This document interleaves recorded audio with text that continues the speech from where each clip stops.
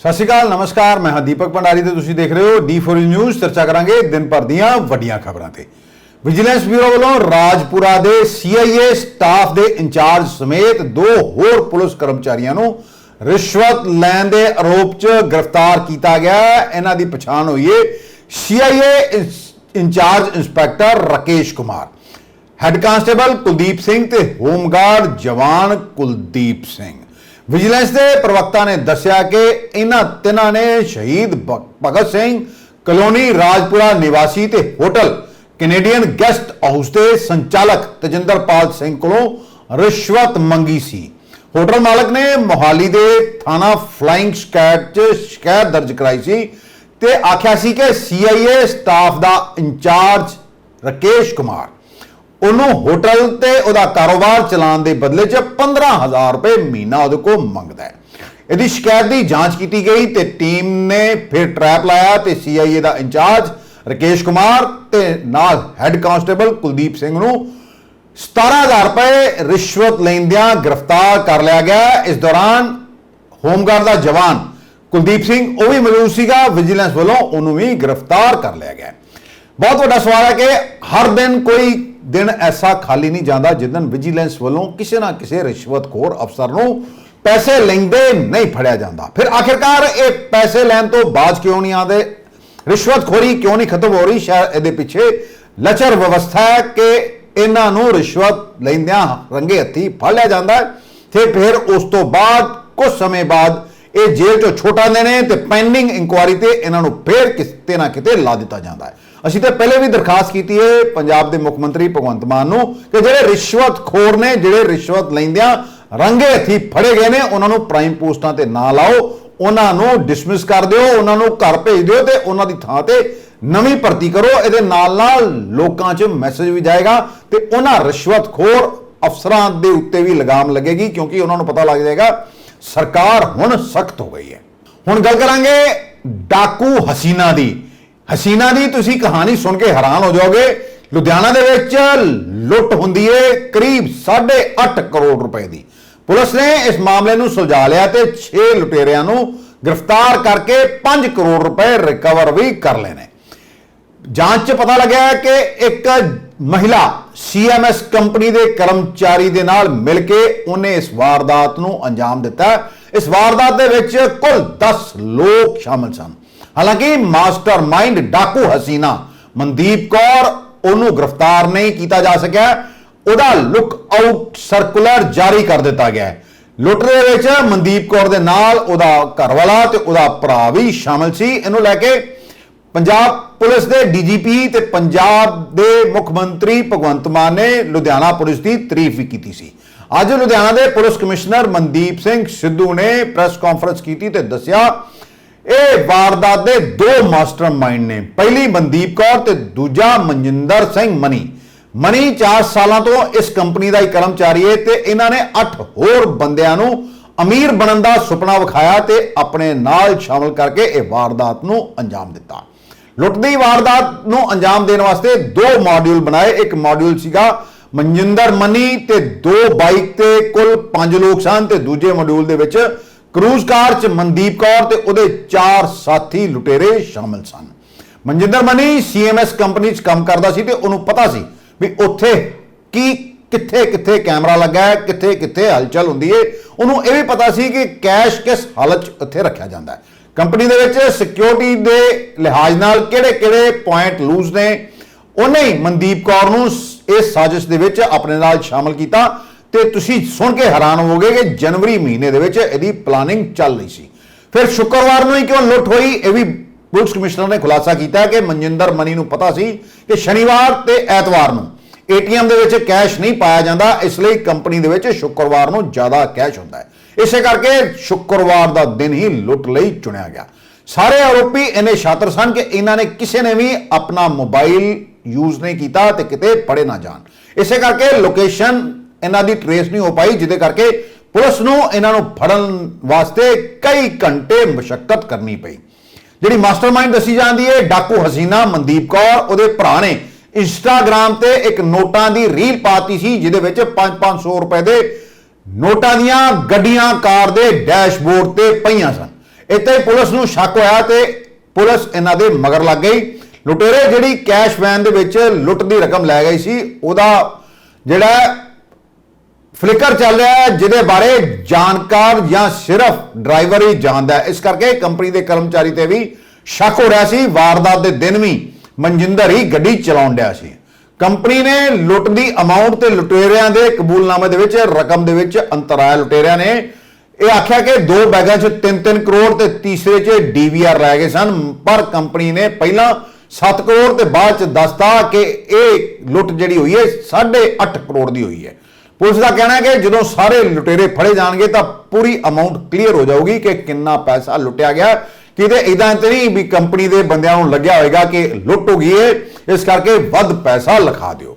ਮਨਜਿੰਦਰ ਰਾਤੋਂ ਰਾਤ ਅਮੀਰ ਹੋਣਾ ਚਾਹੁੰਦਾ ਸੀ, ਇਸੇ ਲਈ ਉਹਨੇ ਮਨਦੀਪ ਕੌਰ ਨੂੰ ਆਪਣੇ ਨਾਲ ਰਲਾ ਲਿਆ ਤੇ ਇਹ ਵਾਰਦਾਤ ਕੀਤਾ। ਦੂਜੇ ਆਰੋਪੀਆਂ ਦਾ ਅਜੇ ਕੋਈ ਕ੍ਰਿਮੀਨਲ ਰਿਕਾਰਡ ਨਹੀਂ ਮਿਲਿਆ।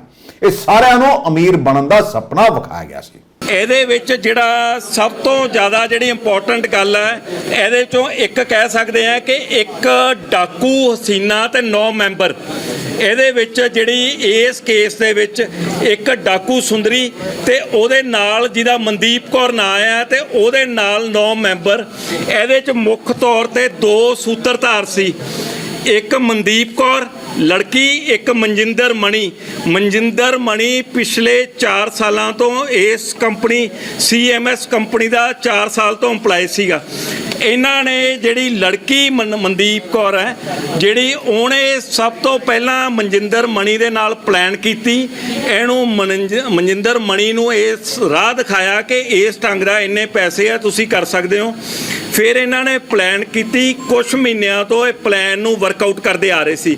ਜਦੋਂ ਉਸ ਗੱਲ ਦਾ ਉਹਨੂੰ ਕਲੀਅਰ ਹੋ ਗਿਆ ਸਾਰਾ ਕਿ ਇਹ ਕੰਪਨੀ ਦੇ ਵਿੱਚ ਬਿਲਕੁਲ ਜਿਹੜੇ ਨਾਮ ਮਾਲੂਮ ਜਿਹੜੇ ਸੁਰੱਖਿਆ ਇੰਤਜ਼ਾਮ ਹੈ ਜਿਹੜਾ ਕਿਉਂਕਿ 4 ਸਾਲ ਤੋਂ ਜਿਹੜਾ ਉਹਦੇ 'ਚੋਂ ਕੈਸ਼ ਲੋਡ ਕਰਦਾ ਆ ਰਿਹਾ ਸੀਗਾ ਕੰਪਨੀ ਦਾ, ਉਹਨੂੰ ਪਤਾ ਸੀ। ਫਿਰ ਇਹਨਾਂ ਨੇ ਪਲਾਨ ਬਣਾਈ, 2 ਮੋਡਿਊਲ ਬਣਾਏ। ਇੱਕ ਜਿਹੜਾ 2 ਮੋਟਰਸਾਈਕਲ ਤੇ ਮਨਜਿੰਦਰ ਮਣੀ ਤੇ ਉਹਦੇ ਸਾਥੀ 2 ਮੋਟਰਸਾਈਕਲਾਂ ਤੇ 5 ਜਣੇ ਹੋ ਗਏ ਤੇ ਜਿਹੜੀ ਮਨਦੀਪ ਕੌਰ ਤੇ ਉਹਦੇ ਨਾਲ 4 ਸਾਥੀ ਹੈ। ਇੱਕ ਕਾਰ ਜਿਹੜੀ ਹੈ ਉਹਦੇ ਉਸ ਕਾਰ ਦੇ ਵਿੱਚ ਹੋ ਗਏ। ਇਹ ਡਾਕੂ ਸੁੰਦਰੀ ਆ ਜਿਹੜੀ ਮਨਦੀਪ ਕੌਰ ਜਿਹੜੀ ਵਾਂਟਡ ਆ, ਹਜੇ ਤੱਕ ਸਾਡੇ ਕੋਲੋਂ ਹਜੇ ਨਹੀਂ ਪਕੜੀ ਗਈ। ਜਿਹੜੀ ਇਹ ਮਨਦੀਪ ਕੌਰ ਨਾਂ ਦੀ ਲੜਕੀ ਆ ਜਿਹੜੀ ਇਹ ਇਸ ਕੇਸ ਦੇ ਵਿੱਚ ਇਹ ਤੁਹਾਨੂੰ ਡਿਟੇਲ ਸ਼ੇਅਰ ਕਰ ਲਾਂਗੇ। ਇਹਦੀ ਪਿਕਚਰ ਤੁਸੀਂ ਲੈ ਲਿਓ ਜੀ। ਇਹ ਸਾਨੂੰ ਇਹਦੇ 'ਚ ਵਾਂਟਡ ਹੈ। ਇਹਨਾਂ ਨੇ ਪਿਛਲੇ ਪਾਸੋਂ ਅਸੈਸ ਕੀਤੀ, ਬੜੇ ਆਰਾਮ ਦੇ ਨਾਲ ਇਹ ਉਹਦੇ ਵਿੱਚ ਐਂਟਰ ਕਰ ਗਏ, ਕੰਧ ਦੇ ਨਾਲ ਐਂਟਰ ਕਰਕੇ ਜਿਹੜਾ ਤੁਸੀਂ ਸਾਹਮਣੇ ਘਰ ਦਾ CCTV ਫੁਟੇਜ ਦੇ ਵਿੱਚ ਦੇਖਿਆ, ਸਾਡੇ ਕੋਲ ਇੱਕੋ ਕਲੂ ਸੀ, ਸਾਹਮਣੇ ਘਰ ਦਾ ਵਿੱਚ ਪਿੱਲਰ ਆਉਂਦੇ ਸੀ ਇੱਕ, ਕਿਉਂਕਿ ਕੰਪਨੀ ਦੇ 50 ਤੋਂ ਵੱਧ CCTV ਉਹ ਬਿਲਕੁਲ ਫੇਲ ਹੋ ਗਏ ਕਿਉਂਕਿ ਕੋਈ ਡਾਟਾ ਕਲਾਊਡ ਦੇ ਵਿੱਚ ਨਹੀਂ ਸੀ। 60 ਘੰਟਿਆਂ ਦੇ ਵਿੱਚ ਇਹ ਸਾਰਾ ਕੇਸ ਟ੍ਰੇਸ ਕਰਨ ਦੇ ਵਿੱਚ ਸਾਡੀ ਟੀਮ ਨੂੰ ਨਹੀਂ, ਮਨਦੀਪ ਕੌਰ ਨੇ ਇੱਕ ਕਿਸੇ ਤੇ ਰੇਪ ਦਾ ਪਰਚਾ ਦਰਜ ਕਰਾਇਆ ਹੋਇਆ। ਇਹਨਾਂ ਦਾ ਸਾਰਿਆਂ ਦਾ ਫਿਲਹਾਲ ਕਿਸੇ ਦਾ ਵੀ ਕ੍ਰਿਮੀਨਲ ਪਾਸਟ ਰਿਕਾਰਡ ਹੈ ਜਿਹੜਾ ਉਹਦੇ 'ਚ ਨਹੀਂ ਹੋਇਆ। ਹਾਂ, ਇਹਦੇ ਵਿੱਚ ਇੱਕ ਹੁਣੇ ਸਾਡੀ ਡਿਟੇਲ ਆਈ ਹੈ। 6ਵਾਂ ਅਕਿਊਜ਼ਡ ਇੱਕ ਹੋਰ ਉਹਦਾ ਨਾਂ ਅਸੀਂ ਕਰਾਂਗੇ। ਉਹ ਸਾਡੀਆਂ ਟੀਮਾਂ ਤੁਹਾਨੂੰ ਮੈਂ ਦੱਸਿਆ ਵੀ ਇੱਥੇ ਅਸੀਂ ਅਫਸਰ ਬੈਠੇ ਆ ਜਿਹੜੇ ਲੀਡ ਕਰ ਰਹੇ ਸੀ। ਇਹਦੇ ਵਿੱਚ ਰਾਤ ਜਾਗ ਰਹੇ ਸੀ। ਮੈਜੋਰਟੀ ਅਫਸਰ ਹੈ ਇਹਨਾਂ ਦੇ ਵਿੱਚੋਂ। ਮੇਰਾ ਐਜ਼ ਏ ਕਮਿਸ਼ਨਰ ਕੰਮ ਸੀ ਵੀ ਨਾ ਆਪ ਸੌਵਾਂ ਤੇ ਨਾ ਇਹਨਾਂ ਨੂੰ ਸੌਣ ਦੇਵਾਂ। ਮੈਨੂੰ ਲੱਗਦਾ 18 ਤੋਂ 20 ਘੰਟੇ ਅਸੀਂ ਇਹਨਾਂ ਤੋਂ ਕੰਮ ਕਰਾਇਆ ਤੇ ਇਹ ਅਫਸਰ ਹੁਣ ਕਹਿੰਦੇ ਜੀ ਇੰਨੀ ਮਿਹਨਤ ਕੀਤੀ ਹੈ ਕੁਝ ਛੁੱਟੀ ਚਾਹੀਦੀ ਹੈ ਸਾਨੂੰ ਤੇ ਵਾਰੀ-ਵਾਰੀ ਕਰਕੇ ਛੁੱਟੀ ਭੇਜ ਦਾਂਗੇ ਕਿਉਂਕਿ ਕ੍ਰਿਮੀਨਲ ਐਡਮ ਤੇ ਏਮ ਤੋਂ ਟਾਈਮ ਤੋਂ ਕ੍ਰਾਈਮ ਹੋ ਰਿਹਾ। ਕ੍ਰਾਈਮ ਜਿਹੜਾ ਹੁੰਦਾ ਪਰ ਗੱਲ ਇਹ ਹੈ ਕ੍ਰਾਈਮ ਹੋਣ ਤੋਂ ਬਾਅਦ ਪੁਲਿਸ ਕਿਸ ਨੀਤੀ ਦੇ ਨਾਲ ਕੰਮ ਕਰਦੀ ਹੈ ਉਸ ਲੈਵਲ ਤੇ ਅਸੀਂ ਉਸੇ ਨੀਤੀ ਦੇ ਨਾਲ ਜੇ ਕ੍ਰਾਈਮ ਕਰੋਗੇ ਅਸੀਂ ਜੀ ਜਾਨ ਲਾ ਦਾਂਗੇ ਕੇਸ ਟ੍ਰੇਸ ਕਰ। ਪੰਜਾਬ ਦੇ ਰਾਜਪਾਲ ਬਨਵਾਰੀ ਲਾਲ ਪੁਰੋਹਿਤ ਤੇ ਪੰਜਾਬ ਸਰਕਾਰ ਵਿਚਾਲੇ ਤਕਰਾਰ ਲਗਾਤਾਰ ਵੱਧਦਾ ਜਾ ਰਿਹਾ ਹੈ। ਹੁਣ ਗੱਲ ਇੱਥੋਂ ਤੱਕ ਪਹੁੰਚ ਗਈ ਹੈ ਕਿ ਦੋਵਾਂ ਧਿਰਾਂ ਵੱਲੋਂ ਐਲਾਨੇ ਜੰਗ ਵਾਲੇ ਹਾਲਾਤ ਦਿਖ ਰਹੇ ਨੇ। ਰਾਜਪਾਲ ਨੇ ਮੁੱਖ ਮੰਤਰੀ ਵਿਚਾਲੇ ਚੱਲ ਰਹੇ ਵਿਵਾਦ ਲੈਟਰ ਵਾਰ ਦੇ ਵਿੱਚ ਬਦਲ ਗਏ ਨੇ। ਰਾਜਪਾਲ ਨੇ ਆਪਣੇ ਕਈ ਪੱਤਰਾਂ ਦਾ ਮੁੱਖ ਮੰਤਰੀ ਮਾਨ ਤੋਂ ਜਵਾਬ ਨਾ ਮਿਲਣ ਤੇ ਆਪਣਾ ਸੰਵਿਧਾਨਕ ਫਰਜ਼ ਪੂਰਾ ਨਾ ਕਰਨ ਤੇ ਇੱਕ ਹੋਰ ਚਿੱਠੀ ਲਿਖ ਦਿੱਤੀ ਹੈ। ਦੂਜੇ ਪਾਸੇ ਆਮ ਆਦਮੀ ਪਾਰਟੀ ਵੀ ਖੁੱਲ ਕੇ ਮੈਦਾਨ 'ਚ ਆ ਗਈ ਹੈ। ਆਮ ਆਦਮੀ ਪਾਰਟੀ ਦੇ ਪੰਜਾਬ ਦੇ ਮੁੱਖ ਬੁਲਾਰੇ ਮਲਵਿੰਦਰ ਸਿੰਘ ਕੰਗ ਨੇ ਆਖਿਆ ਕਿ ਪੰਜਾਬ ਦੇ ਗਵਰਨਰ ਵੱਲੋਂ ਲਗਾਤਾਰ ਕੇਂਦਰ ਦੇ ਇਸ਼ਾਰਿਆਂ ਤੇ ਚੱਲਦੀਆਂ ਪੰਜਾਬ ਤੇ ਪੰਜਾਬ ਸਰਕਾਰ ਖਿਲਾਫ ਸਾਜ਼ਿਸ਼ਾਂ ਕੀਤੀਆਂ ਜਾ ਰਹੀਆਂ ਨੇ। ਇਸ ਵਿੱਚ ਪੰਜਾਬ ਦੀਆਂ ਵਿਰੋਧੀ ਪਾਰਟੀਆਂ ਵੀ ਉਹਨਾਂ ਦਾ ਸਾਥ ਦੇ ਰਹੀਆਂ। ਉਹਨਾਂ ਨੇ ਆਖਿਆ ਕਿ ਗਵਰਨਰ ਕਦੇ ਪ੍ਰਤਾਪ ਸਿੰਘ ਬਾਜਵਾ ਦੇ ਇਸ਼ਾਰੇ ਉੱਤੇ ਵਿਧਾਨ ਸਭਾ ਵਿੱਚ ਮੇਰੀ ਸਰਕਾਰ ਕਹਿਣ ਤੋਂ ਪਾਸਾ ਵੱਟ ਆਪਣੀਆਂ ਸੰਵਿਧਾਨਕ ਜ਼ਿੰਮੇਵਾਰੀਆਂ ਤੋਂ ਭੱਜਦੇ ਨੇ ਤੇ ਕਦੇ ਪੰਜਾਬ ਦੇ ਗਵਰਨਰ ਹੁੰਦਿਆਂ ਪੰਜਾਬ ਯੂਨੀਵਰਸਿਟੀ ਵਿੱਚ ਹਰਿਆਣੇ ਨੂੰ ਹਿੱਸਾ ਦੇਣ ਦੀ ਸ਼ਰੇਆਮ ਵਕਾਲਤ ਕਰਦੇ ਨੇ। ਪਰ ਅਫਸੋਸ ਹੈ ਕਿ ਪੰਜਾਬ ਹਿਤੈਸ਼ੀ ਅਖਵਾਉਣ ਵਾਲੀਆਂ ਵਿਰੋਧੀ ਧਿਰਾਂ ਤੇ ਉਹਨਾਂ ਦੇ ਆਗੂ ਇਸ ਗੰਭੀਰ ਮਸਲੇ ਤੇ ਆਪਣਾ ਮੂੰਹ ਤੱਕ ਨਹੀਂ ਖੋਲਦੀਆਂ। ਸਾਰੇ ਮੀਡੀਆ ਦੇ ਸਾਥੀਆਂ ਦਾ ਧੰਨਵਾਦ। 2 ਦਿਨ ਪਹਿਲਾਂ ਪੰਜਾਬ ਦੇ ਮਾਣਯੋਗ ਗਵਰਨਰ ਸਾਹਿਬ ਨੇ ਇੱਕ ਪ੍ਰੈਸ ਕਾਨਫਰੰਸ ਕੀਤੀ ਜਿਹਦੇ 'ਚ ਉਹਨਾਂ ਨੇ ਕਈ ਜਿਹੜੇ ਆ ਪੰਜਾਬ ਸਰਕਾਰ ਨੂੰ ਲੈ ਕੇ ਬੇਬੁਨਿਆਦ ਤੇ ਝੂਠ ਦੇ ਆਧਾਰ ਤੇ ਆਪਣੇ ਰਿਐਕਸ਼ਨ ਵੀ ਦਿੱਤੇ ਤੇ ਸਟੇਟਮੈਂਟ ਜਾਰੀ ਕੀਤੀਆਂ। ਲੇਕਿਨ ਮੈਂ ਉਹਦੇ ਨਾਲ ਨਾਲ ਤੁਹਾਡੇ ਸਾਹਮਣੇ ਅੱਜ ਇਸ ਗੱਲ ਦਾ ਖੁਲਾਸਾ ਕਰੂੰਗਾ ਕਿ ਪੰਜਾਬ ਦੇ ਗਵਰਨਰ ਔਰ ਪੰਜਾਬ ਦੀਆਂ ਆਪੋਜੀਸ਼ਨ ਪਾਰਟੀਆਂ ਕਿਸ ਤਰ੍ਹਾਂ ਮਿਲ ਕੇ ਪੰਜਾਬ ਸਰਕਾਰ ਦੇ ਖਿਲਾਫ ਸਾਜ਼ਿਸ਼ਾਂ ਰਚ ਰਹੀਆਂ, ਪੰਜਾਬ ਦੇ ਖਿਲਾਫ ਸਾਜ਼ਿਸ਼ਾਂ ਰਚ ਰਹੀਆਂ। ਇੱਕ ਕਨਸਟੀਟਿਊਸ਼ਨਲ ਪੋਸਟ ਤੇ ਬੈਠੇ ਹੋਏ ਕਿਸ ਤਰੀਕੇ ਨਾਲ ਝੂਠ ਬੋਲ ਸਕਦੇ ਆ, ਉਹਦਾ ਇਹ एविडेंस है कि मैंने तो ऐसा कहीं बोला ही नहीं है। ਜਦੋਂ ਗਵਰਨਰ ਸਾਹਿਬ ਨੇ ਆਪਣਾ ਐਡਰੈਸ ਸ਼ੁਰੂ ਕੀਤਾ ਤੇ ਗਵਰਨਰ ਸਾਹਿਬ ਨੇ ਮਾਈ ਗਵਰਨਮੈਂਟ ਤੋਂ ਹੀ ਕੀਤਾ, ਲੇਕਿਨ ਪ੍ਰਤਾਪ ਸਿੰਘ ਬਾਜਵਾ ਵਿਰੋਧੀ ਧਿਰ ਦੇ ਨੇਤਾ ਕਹਿ ਰਹੇ ਨੋ ਇਟਸ ਨੋਟ ਰਾਈਟ ਵੇ, ਇਹ ਸਹੀ ਨਹੀਂ ਹੈ, ਤੁਸੀਂ ਸਿਰਫ ਗਵਰਨਮੈਂਟ ਕਹਿਣਾ ਹੈ।